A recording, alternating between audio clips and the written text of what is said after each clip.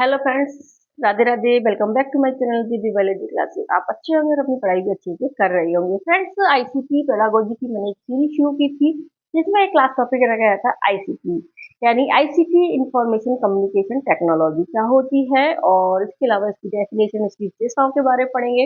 इसके अंतर्गत हम सीएआई और सीएल के बारे में हम पढ़ने वाले हैं। ठीक है, तो हम शुरू करते हैं। आईसीटी आईसीटी क्या होता है, इसके पहले पूरा नाम हमें पता होना चाहिए। Information communication technology. ठीक है, ये एक 21वीं सदी की है टेक्नोलॉजी है जिसमें computer, mobile, internet, hardware, software आदि को सम्मिलित किया जाता है। 1986 में सबसे पहले राजीव गांधी ने नेशनल इंफॉर्मेशन सेंटर नेटवर्क की स्थापना की थी, जिसमें आईसीटी के विकास में बहुत अधिक योगदान दिया था। यानी 1986 से हमने है जो कि इंफॉर्मेशन टेक्नोलॉजी पर काम करना शुरू किया था।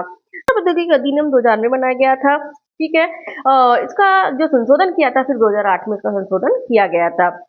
सूचना में संचार विज्ञान का प्रयोग सबसे पहले 1950 में सर्वप्रथम किया गया था। ये भी ध्यान रख लेना कि सूचना व संचार विज्ञान का प्रयोग कब किया गया था, 1950 में सर्वप्रथम किया गया था। आईसीटी इंफॉर्मेशन टेक्नोलॉजी के कार्य क्या होते हैं? कलेक्शन ऑफ डेटा, यानी सूचनाओं का संग्रहण करना, प्रोसेसिंग ऑफ डेटा, सूचना का प्रक्रियाकरण करना, ट्रांसमिशन ऑफ डेटा या सूचनाओं का प्रसारण करना। यानी collection of data, processing of data और ट्रांसमिशन ऑफ डेटा है वो आईसीटी के मुख्य कार्य होते हैं। इसके अलावा सूचनाओं का सृजन करना, यानी प्रबंधन, पुनरुत्पादन और वास्तविक जीवन में इनका उपयोग करना, ये भी सूचना आईसीटी का कार्य होता है। इसके अलावा आईसीटी के उद्देश्य क्या हैं? शिक्षा को डिजिटल बनाना, ग्लोबल विलेज की अवधारणा को पूरा करना, शिक्षण अधिगम को सरल व बोधगम्य बनाना, आईसीटी साक्षरता को बढ़ावा देना, दूरवर्ती शिक्षा को संभव बनाना, प्रभावी शैक्षिक वातावरण का निर्माण करना और शिक्षक के साथ एक साधन के रूप में कार्य करना, ये इसके उद्देश्य होते हैं। यानी इससे शिक्षा है वो एक पूरी तरह से डिजिटल हो चुकी है।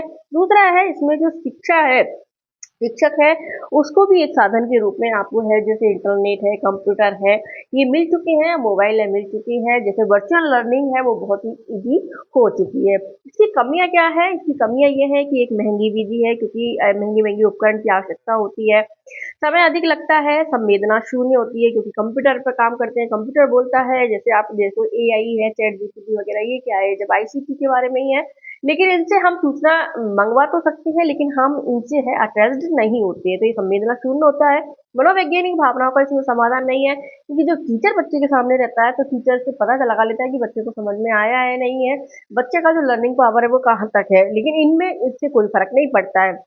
प्रशिक्षण की आवश्यकता होती है। दूसरा, केवल ज्ञानात्मक पक्ष का विकास होता है, क्योंकि इसमें व्यवहारिक ज्ञान नहीं मिलता, इसलिए ज्ञान तो मिल जाता है, लेकिन जो व्यवहार है, जो एक बच्चे के विकास के लिए जरूरी होता है, वो उसमें नहीं मिल पाता। तो ये इसकी कमियां हैं। अंतर्गत हम सीएएल और सीएआई दो मॉडल्स के बारे में पढ़ते हैं, जिसमें सीएएल क्या है? कंप्यूटर असिस्टेड लर्निंग होती है, यानी सहायता प्राप्त अधिगम। कंप्यूटर सहायता प्राप्त अधिगम होता है, उसे सीएएल कहते हैं। इसका विकास किसने किया था? हैवबॉर्न ने किया था। ठीक है, ये एक स्वयं आधारित अभिक्रमित अनुदेशन आधारित एक ऐसा प्रोग्राम होता है जिसमें एक निश्चित अभिक्रम में विषय वस्तु को बच्चे के समझ पर उपस्थित किया जाता है। जैसे अभिक्रमित अनुदेशन में किसी भी विषय वस्तु को छोटे छोटे टुकड़ों में बांटकर फिर बच्चे के सामने प्रस्तुत किया जाता है, तो सीएएल भी इसी तरह का ही एक अभिक्रमित अनुदेशन आधारित प्रोग्राम है, जिसमें एक निश्चित अभिक्रम में विषय वस्तु को, यानी एक पॉइंट बाई पॉइंट बच्चे के सामने प्रस्तुत किया जाता है। इसमें बच्चे व कंप्यूटर के मध्य उद्देश्यपूर्ण अंत्यक्रिया चलती रहती है। इस अभिक्रिया में विभिन्न सूचनाएं व प्रश्न निहित होते हैं। बच्चा प्रत्येक प्रश्न को पढ़कर उत्तर देता है, कंप्यूटर उसका मूल्यांकन करता है और उसे प्रतिपुष्टि या फीडबैक प्रदान करता है, जिससे बच्चे को लगता है कि जो मैंने पढ़ा है वो सही है। यानी बच्चा व्यक्तिगत गति से सीखता है, यानी हर बच्चे के लिए एक अलग अलग तरीके से इसमें प्रोग्राम तैयार किए जाते हैं। ठीक है, इसमें क्या होता है कि जो ये रेखीय व साखी अभिक्रमित अनुदेशन दोनों का प्रयोग होता है, यानी रेखीय और साखी अभिक्रमित अनुदेशन जो हमने पढ़ा था उसका दोनों का प्रयोग होता है इसमें। ये अधिगम को प्रभावी बनाने में उपयोगी होती है, यानी बच्चे को इंटरेस्ट पैदा करता है, जिससे बच्चा इसमें सीखता है। इसका हम 5 तरीके से प्रयोग कर सकते हैं। ड्रिल अभ्यास, ट्यूटोरियल का प्रयोग कर सकते हैं, सिमुलेशन अनुरूपण का इसमें प्रयोग कर सकते हैं। सिमुलेशन अनुरूपण क्या होता है कि कृत्रिम परिस्थितियों में वही वास्तविक जैसा अभ्यास करना, जैसे युद्धाभ्यास वगैरह होता है, तो उसमें क्या होता है कि ऐसी परिस्थितियां उत्पन्न की जाती है, जैसे युद्ध हो रहा है, ताकि उन्हें युद्ध के लिए आगे तैयार किया जाता है। तो सिमुलेशन उसी को कहते हैं। मॉडलिंग है किसी का अनुकरण करना, सूचना का भंडारण में पुनः प्राप्ति करना। इस तरह से 5 तरीकों में इसका उपयोग है। इंपॉर्टेंट ध्यान रखना, क्वेश्चन आया हुआ है, एआई का प्रयोग किसमें नहीं किया जाता है। तो मुख्य तरह से ड्रिल अभ्यास, ड्रिल का उपयोग सिमुलेशन अनुरूपण में, मॉडलिंग में, सूचना के भंडारण में पुनः प्राप्ति में इसका उपयोग किया जाता है। अब इस एआई की उपयोगिता क्या है? व्यक्तिगत अनुदेशन प्रदान में उपयोगी होता है, क्योंकि ये व्यक्तिगत रूप से जो है अधिगम प्रदान करता है, इसलिए व्यक्तिगत अनुदेशन प्रदान में उपयोगी है। तत्काल इसका पृष्ठ पोषण या फीडबैक देने में उपयोगी है, क्योंकि बच्चे को तुरंत उसका फीडबैक मिल जाता है।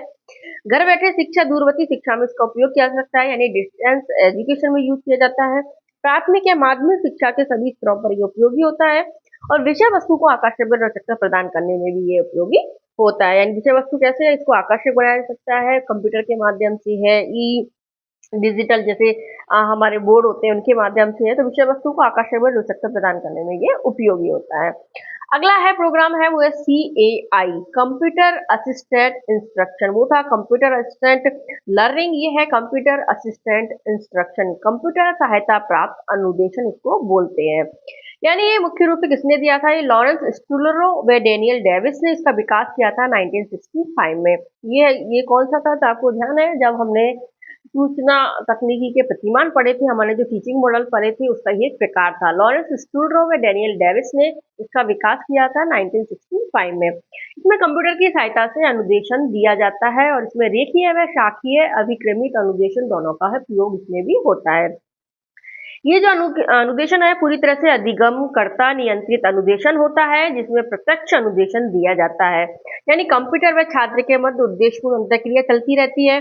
व्यक्तिगत अनुदेशन की तकनीक होती है, यानी छात्र सब अपनी गति से इसमें सीखता जाता है। सीखने के तरीकों में इसमें विविधता होती है, यानी विभिन्न तकनीक और विधियों का उसमें उपयोग किया जाता है। जैसे हमने CAL में पढ़ा था, वैसे ही इसमें भी होता है कि वो अधिगम करता है, अपनी इच्छा होती है तो वो कभी भी सीख सकता है, और उसमें अनुदेशन है उसका नियंत्रित होता है। इसमें व्यक्तिगत अनुदेशन की तकनीक है, छात्र सम की गति से सीखता है। ठीक है, इसके साथ क्या है कि इसमें एक साथ सभी बच्चों को अनुदेशन किया जा सकता है। इसके साथ इसमें एक साथ सभी बच्चों को अनुदेशन किया जा सकता है। संज्ञानात्मक उद्देश्यों की प्राप्ति की उपयोगी तकनीक है, यानी इसमें भी ज्ञानात्मक पक्ष का ही विकास होता है, क्योंकि इसमें कोई व्यवहारात्मक ज्ञान तो बच्चों को नहीं दिया जा सकता, क्योंकि कंप्यूटर काम करता है। जैसे आप AI से कोई चीज सीखोगे, तो कंप्यूटर अगर आपको जो AI सिखाएगा वो केवल वही ज्ञान देगा जो उसके पास है, यानी जो आपके पास जो ज्ञानात्मक पक्ष है उसका तो वो अच्छे से विकास कर देगा, लेकिन व्यवहारात्मक ज्ञान देने में वो सफल नहीं है। तो बच्चों के ज्ञानात्मक, भावात्मक, मानसिक तीनों विकास के लिए टीचर का बच्चे के साथ डायरेक्ट कांटेक्ट होना जरूरी होता है। इसके अलावा ये बोल सकते हैं कि इसमें शिक्षा में अंकात्मक में गुणात्मक विस्तार संबंधी समस्याओं को आसानी से इसमें समाधान करने में सक्षम होता है। ठीक है, लेकिन विद्यार्थियों के व्यवहारात्मक संबंधी समस्याओं को दूर करने में सक्षम नहीं है। विद्यार्थियों की अचीवमेंट की स्वतः फीडबैक में रिकॉर्डिंग होती रहती है, क्योंकि बच्चा जो सीखता है फिर उसके बाद उसकी जो भी आंसर वो जैसे क्वेश्चन पूछा जाता है कंप्यूटर में, वो जो भी आंसर देता है तो वो उसका तुरंत फीडबैक दे देता है। इससे पता चलता है कि बच्चे ने कहाँ तक कवर किया है या कितना % उसको आता है।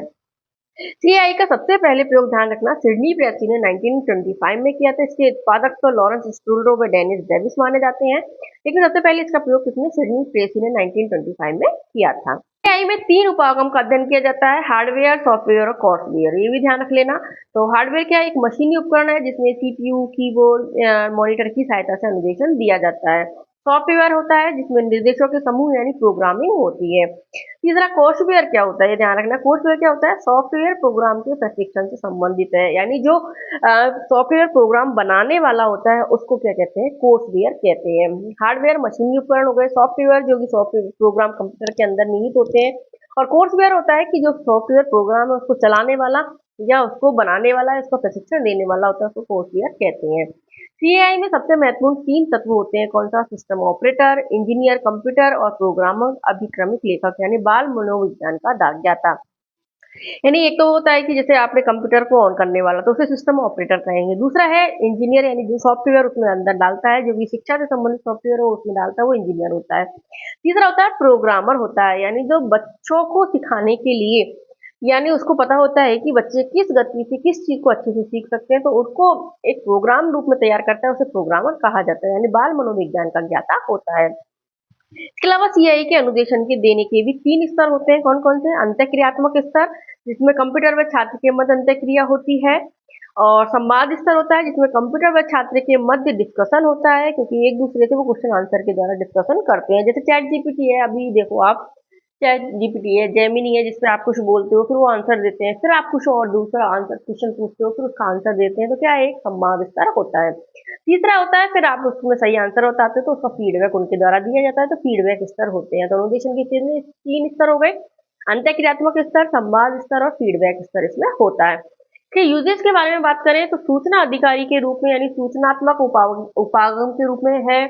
ट्यूटोरियल उपागम के रूप में इसका यूज है। शिक्षक के रूप में ये कार्य करता है। दूसरा, कंप्यूटर पूछताछ अधिकारी के रूप में भूमिका निभाता है। शैक्षिक गेम्स के रूप में उपागम है। खेल अधिकारी के रूप में भूमिका निभाता है। समस्या समाधान के रूप में, यानी लोगो सॉफ्टवेयर के रूप में भूमिका निभाता है। प्रैक्टिस के रूप में, यानी ड्रिल अभ्यास या उपागम के रूप में भूमिका निभाता है।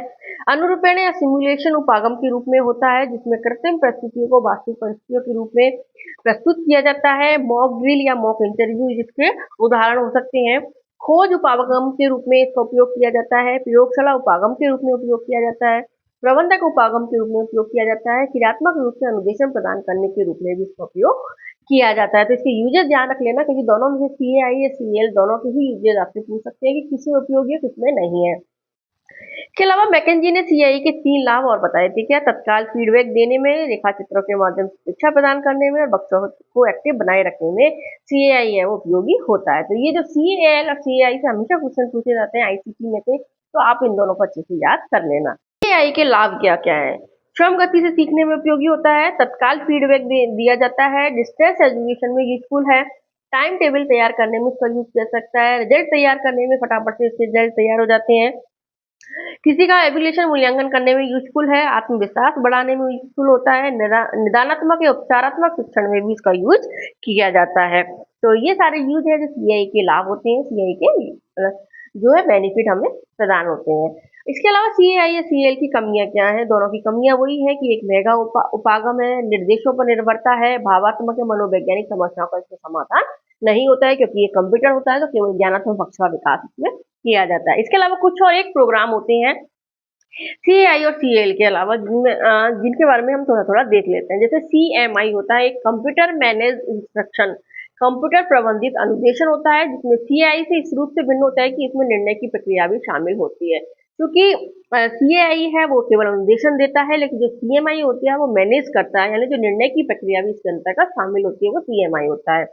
अगला होता है सीएमएल, कंप्यूटर मैनेज लर्निंग, यानी सीखने की प्रक्रिया का प्रबंधन में मूल्यांकन करता है, यानी जो सीखने की प्रक्रिया है उसके अंतर्गत क्या एवोल्यूशन होता है उसका, उसके बारे में भी ये बताता है। अब अगला है सीबीटी। सीबीटी क्या होता है? कंप्यूटर बेस्ड टीचिंग, यानी शिक्षण पद्धति को सुव्यवस्थित रूप से संचालित करने की प्रक्रिया को सीबीटी कहते हैं, जिसमें सूचनाओं को गत्यात्मक रूप से दिया जाता है। तो सीबीटी भी ध्यान रख लेना। एक होता है सीबीटी, कंप्यूटर बेस्ड ट्रेनिंग, यानी सीबीटी के 2 रूप होते हैं, एक सीबीटी और सीबीटी को कंप्यूटर बेस्ड ट्रेनिंग कहते हैं, एक कंप्यूटर बेस्ड टीचिंग कहते हैं। तो कंप्यूटर प्रबंधित प्रशिक्षण होता है, कंप्यूटर बेस्ड ट्रेनिंग होता है जो टीचर्स को ट्रेन किया जाता है। एक होता है डब्ल्यूबीटी, वेब बेस्ड ट्रेनिंग भी होता है।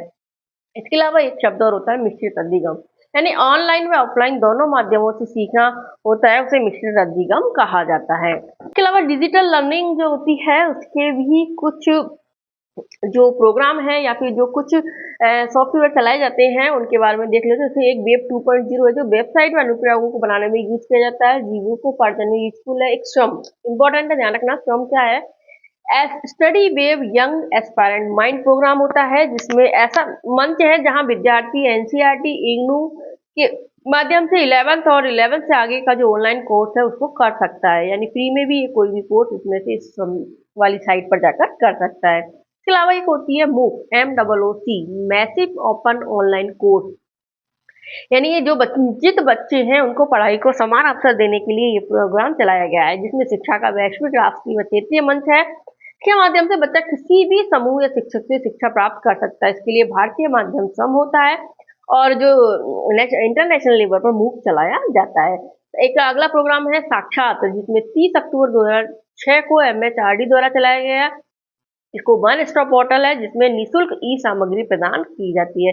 यानी एनसीईआरटी इग्नू या एनजीओ की जो एनसीईआरटी ई सामग्री है वो हमें साक्षात वाली साइट से मिल सकती है। इसके अलावा अगला है एक सारांश 1 नवंबर 2015 से जारी किया गया है, जिसमें शिक्षा मंत्रालय द्वारा जारी वेब पोर्टल है जिसमें सीबीएसई से जुड़े सभी विद्यालयों और अभिभावकों के लिए मूल्यांकन की सुविधा इसमें दी गई है। अगला है स्वयंप्रभा। स्वयंप्रभा जो 2017 से चालू किया गया, किसने चालू किया था? एमएचआरडी द्वारा, जिसे अभी क्या बोलते हैं? हम शिक्षा मंत्रालय बोलते हैं।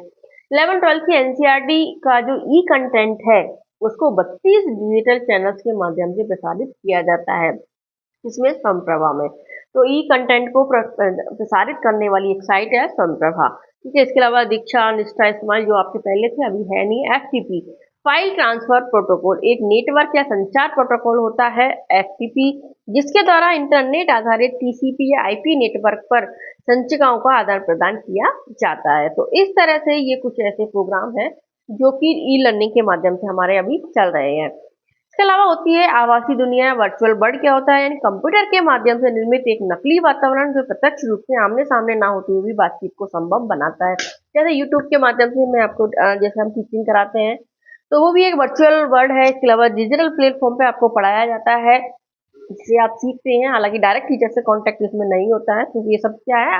वर्चुअल वर्ल्ड होते हैं।